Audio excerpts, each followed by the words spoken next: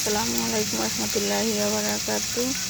ভাইয়া আপুরা আপনারা সবাই কেমন আছেন? আশা করি ভালো আছেন। আমরা আল্লাহর রহমতে ভালো আছি। আমি আজকে এখানে দেশি মুরগি, অত বড় না, মাঝারি সাইজের দেশি মুরগি ভুনা করব।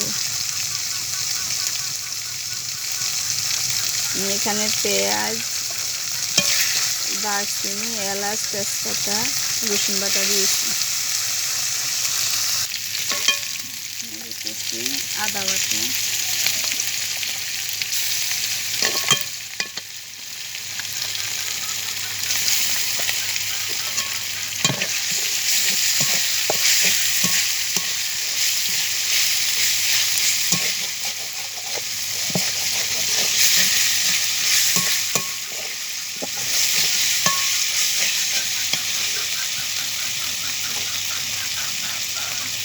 এখন শুকনো মশলাগুলো দিব, যে গুঁড়ো মরিচ, গুঁড়ো হলুদ, জিরা, একটু পানি দিতে আসছি। ঠান্ডা হলে শুকনো জিরাগুলা তেলে পড়ে যাবে। এখানে হলুদ,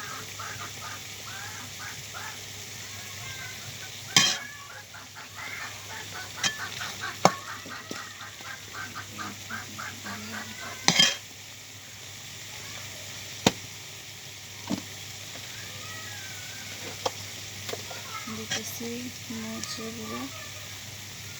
মরিচের গুঁড়োগুলো অনেক কালার, মরিচ বেশি দিব না।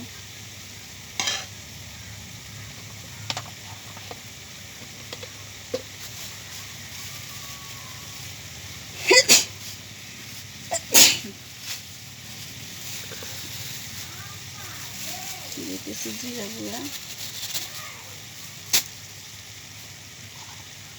দিতেছি লবণ,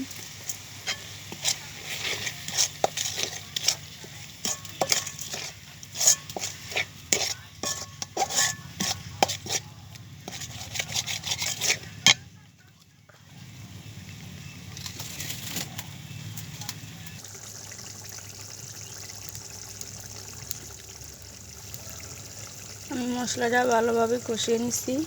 এখন আমি মাংসগুলো দিয়ে দিব। এই যে মাংসগুলো, যা দেশি মুরগি, আমার পালা মুরগি, বেশি বড় না, আমি এবারে ছোটো করে নিই, একটু বড় বড় করে কাটছি। এই যে আমি মাংসগুলা দিচ্ছি, দিয়ে দিচ্ছি। আমি এখানে আনকমন একটা জিনিস দিব,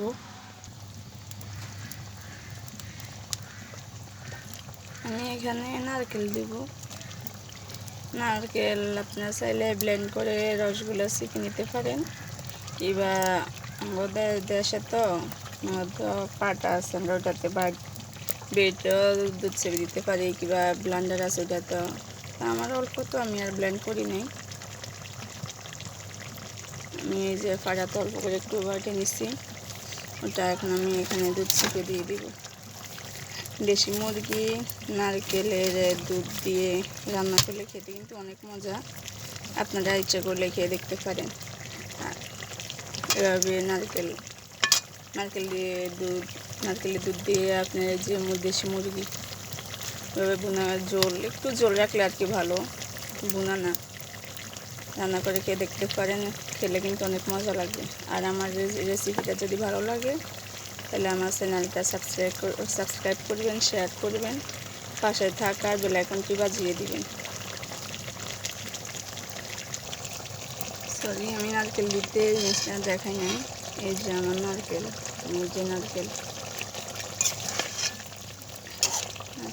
দিতেছি।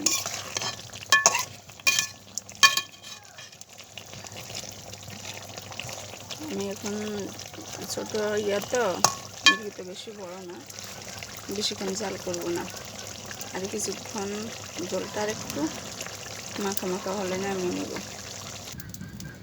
এই যে আমার মুরগির মাংস রান্না হয়ে গেছে। আমি একটু জল রেখেছি, কারণ নারকেল দিছি তো, নারকেল দেওয়ার একটু জল রাখছি। সবাই ভালো থাকবেন, সুস্থ থাকবেন। আজকের মতো বিদায়। ওকে, আল্লাহ হাফিজ, আসসালামু আলাইকুম।